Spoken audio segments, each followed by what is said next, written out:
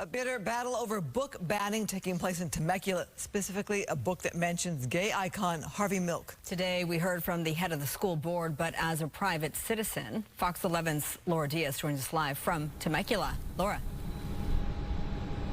Yes, Marla, that news conference ended just a short time ago. It actually wasn't much of a news conference, as they didn't take any questions from reporters. They rushed out. I tried to go after the president to see if he would make any statements to me off the cuff, but he ran upstairs and I was not able to get anything official from him. So let me tell you a little bit more about the controversy as we look at some of the video from yesterday.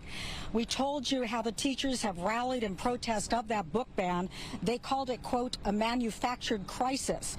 Well, the board voted to ban a social studies book that mentions Harvey Milk, a gay San Francisco supervisor who was murdered in 1978.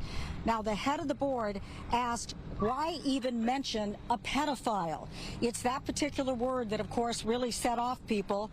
At today's news conference attended by those supporting the board's ban, Governor Newsom's tweet from earlier today was mentioned, and it was mentioned as a rallying point. Now, the board president said today that he was speaking as a private individual, not as the president of that board. Let's listen to what he had to say earlier today. Regarding Governor Newsom's Twitter statement to me, it was never my intention to insult anyone, as it's always my intention to lead with civility. My word choice is based upon facts that represent Mr. Milk, and I don't believe those facts are a good example for our children to learn about in elementary school. It is well documented that Milk had sexual relationships with multiple adolescent boys when he was well into his 30s. Whether or not he was guilty of a crime at the time is besides the point. So as you can see, there's a lot of emotion on both sides of this issue.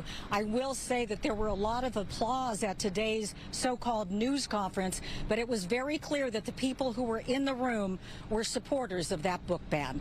Laura Diaz reporting live. Now back to the studio.